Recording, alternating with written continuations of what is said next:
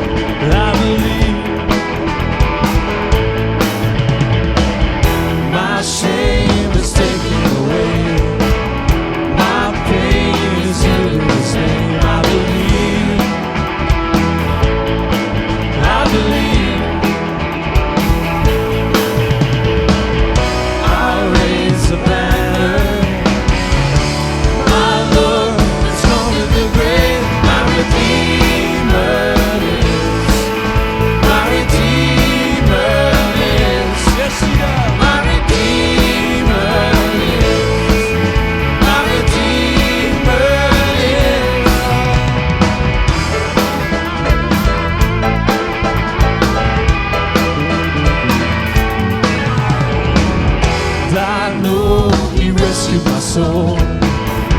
His blood has covered my sin. I believe.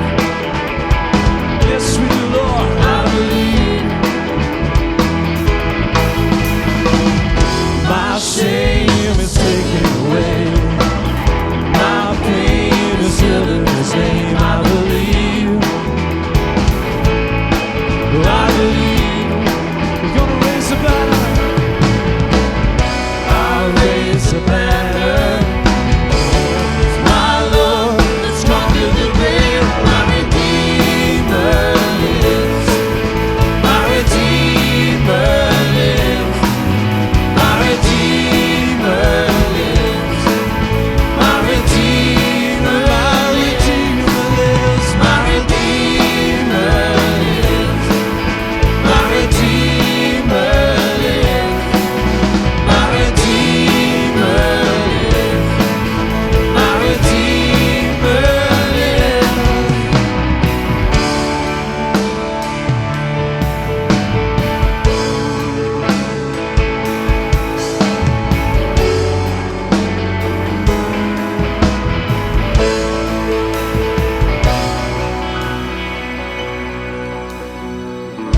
You lift my burdens, and I'll rise with you, dancing on this mountaintop to see your kingdom come. My Redeemer lives. My Redeemer lives. Come on. My Redeemer lives. Yes, He does. My Redeemer lives. My Redeemer lives. My Redeemer lives. My Redeemer lives. My Redeemer lives.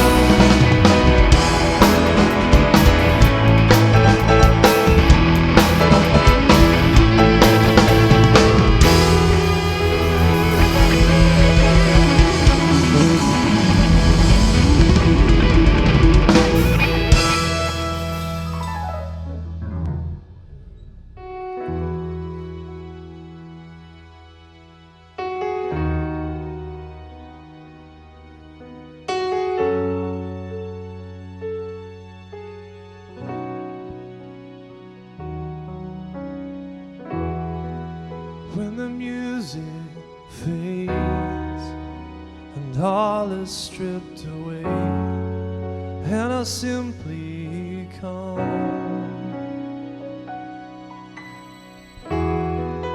longing just to bring something that's of worth that will bless your heart. I'll bring you more than a song, for a song in itself is not what you have required. You search much deeper within, through the way things appear. You're looking into my heart. Come back. I'm coming back to heart of worship. It's all about you. It's all about you, Jesus. I'm sorry, Lord, for the thing I've made it. It's all about you. It's all about you, Jesus.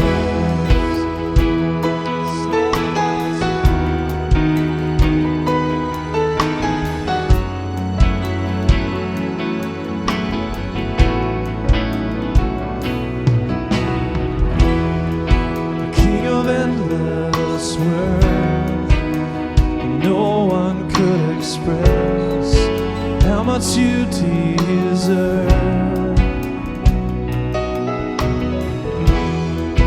Though I'm weak and poor, and all I have is yours, every single breath I'll bring you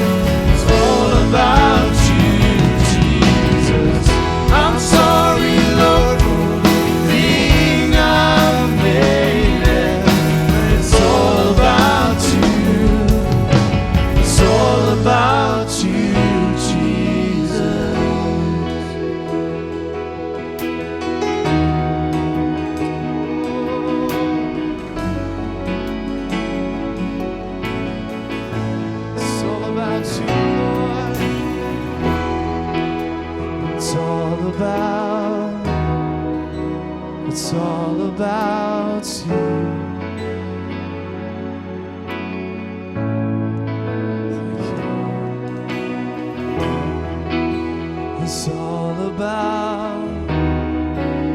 It's all about you, precious Savior, wonderful Counselor. It's all about you.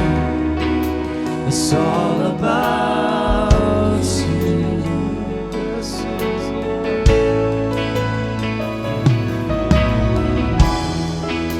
it's all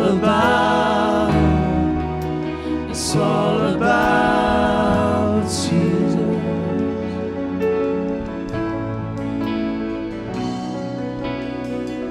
I'm coming back to heart of worship. It's all about you. It's all about you, Jesus.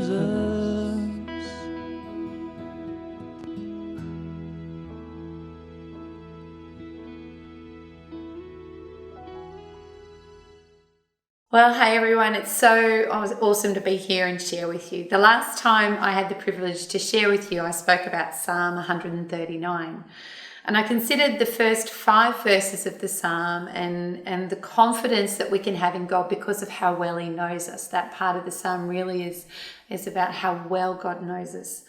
It's argued that David wrote this Psalm when he was at the end of his life, during the time when his own son Absalom was trying to take the throne from him. At this point in his life, David had messed up plenty, and he was experiencing some pretty devastating personal consequences as a result. He'd committed adultery, which led to an assassination. He'd lost a child, and now his own son wanted him dead. He had lost control of his kingdom, he had lost his home, and for the second time in his life, he was on the run. So today I'd like to pick up from where I left off last time, looking at the next part of Psalm 139 and considering the ways in which God actively shows His love for us through His presence. David was certainly able to write from a personal context. Psalm 139, verse 7 on. Where can I go from your spirit? Or where can I flee from your presence? If I ascend into heaven, you are there. If I make my bed in hell, behold, you are there. If I take the wings of the morning and dwell in the uttermost parts of the sea, even there your hand shall lead me, and your right hand shall hold me. If I say, surely the darkness shall fall on me, even the night shall be light around me. Indeed, the darkness shall not hide from you, but the night shines as the day. The darkness and the light are both alike to you. A few years ago, I heard someone share on this passage of this psalm, and they recounted how when they were young, their father used to use it almost as a threat over them. Be warned, even if I don't see you doing the wrong thing, there is nowhere you can hide from God. He sees you everywhere you go. Nothing is hidden from Him. Now, this is a pretty effective way of scaring a church kid into doing the right thing. And we only have to read the first book of the Bible to know that God is aware of everything that we're doing anyway. After Cain killed Abel, God asked Cain where his brother was. God already knew. Of course He knew. He created the universe. We read about Jonah trying to hide, trying to run away from God. Not very successfully. God knew where he was. We can read this psalm in 2 ways and end up with 2 very different views of God. We can perceive God as something of a tracker, watching our every move, judging, and ready to condemn. And perhaps this is a view that many might have of God. But let's look a little closer. Where can I go from your spirit? Or where can I flee from your presence? If I ascend into heaven, you are there. If I make my bed in hell, behold, you are there. If I take the wings of the morning and dwell in the uttermost parts of the sea. David creates here a picture of the extent of God's presence with us. He is present with us when we try to run away. He is present with us in heaven. And although the word hell is used here, it's more closely related to the grave or to death. He is present with us there. The phrase, the wings of the morning, creates this beautiful image of the rising sun lighting the sky, and the uttermost parts of the sea gives us that full perspective that there's absolutely no boundary to God's presence. In contrast to envisioning God as a watching judge, I like to think of this passage in the context of finding assurance that we are so precious to God that He is always looking for us. He is always present. This positions God to be more like a father that we see in the prodigal son, even when we mess up, even when we get it wrong, even when we're in trouble, even in the middle of the conflict. I'm going to share a story with you. I've asked Josh permission, so it's okay. Once when Josh was little, in kindergarten, actually it was his second day ever of school, he did the wrong thing in the playground. He got into trouble and he was told by his teacher to go inside for a timeout. But as he was entering the building, instead of going to the teacher, he ducked into the bathroom and he hid himself in one of the toilet cubicles. In this moment, he was hiding from consequences, hiding from grown-ups, and really probably just hoping that that trouble that he was in would just go away. Unfortunately for Josh, when lunch was over, he was unable to lock the door of the cubicle that he was in, and he found himself trapped in the bathroom. Pretty soon, a search had been activated over the whole school to try and find this tiny little boy who had only been at their school for 2 days. When he was found, quite distressed from being trapped, he was rewarded by Pastor Banson with an ice block and a Freddo. So I'm not sure that Josh learnt the lesson his teacher intended that day when she sent him inside. However, it was an experience that he remembered for a long time. Firstly, because he was trying to hide from consequences, and secondly, because he was found in love. This is a familiar story for all of us. We do stuff. We live life, we leave God out of the equation, and we mess up. And when we mess up, the last person we want to see is God. And David knew, however, that no matter what the mess is that we get ourselves into, God is still there. He's present. When we get it right, He is there. When we get it wrong, He is still there. And when we genuinely lose our way and feel like we have just moved to the bottom of the ocean, He's there too. David spends a considerable amount of time in this psalm establishing that there is literally nowhere that God cannot find him. And his point for helping us to see the extent of God's presence is beautifully revealed in verse 10. He says, "Even there your hand shall lead me, and your right hand shall hold me." Even when we run away and we hide because we've messed up, even when we hide our faces from God, like Adam and Eve in the garden after they ate the fruit, or like Peter after he denied knowing Jesus, even then, God reaches to us with his hand to lead us, and if we need it, to hold us. David states first that his hand will lead us, and then that his right hand will hold us. And it seems that he's almost repeating himself here, but there is a significant difference between being led by the hand and being held. Just ask a toddler. Hands in the Bible generally represent strength. When we read about God's hand, it's usually linked with his power and authority. Jesus touched many people with his hands and brought healing.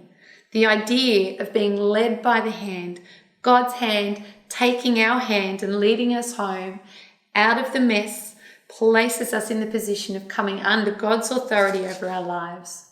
It puts us back in the path that I spoke about last time.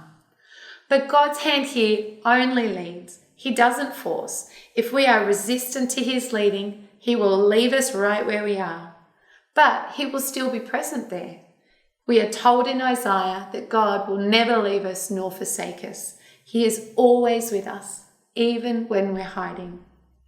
In Psalm 23, it's described the leading of God and the good things that he wants us to lead us towards. He leads us to the still waters. He restores us. He walks with us when we go through the valleys. He is always there. Let's come back to verse 10. Even there, your hand shall lead me and your right hand shall hold me. If we're ready to walk back into the life that God has for us, he will lead us.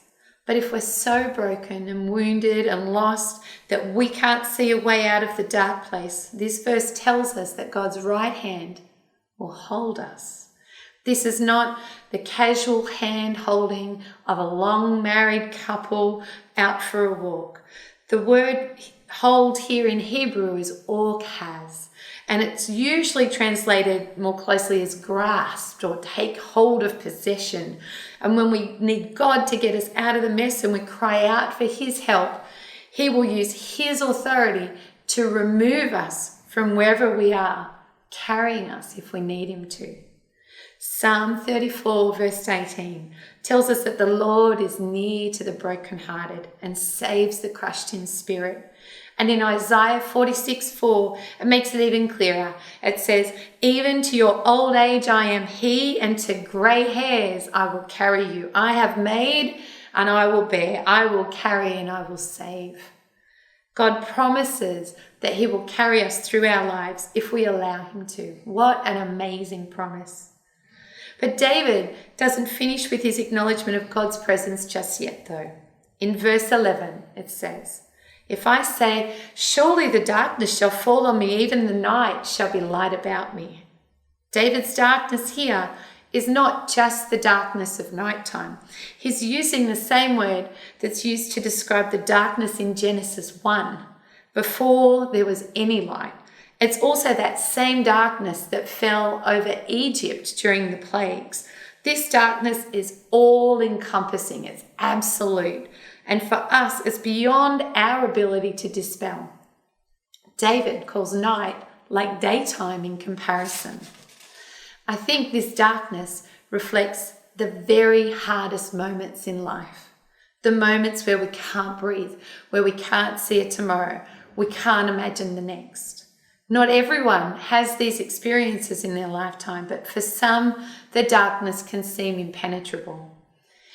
Incredibly and comfortingly, God is still with us. Even here, we are visible to him.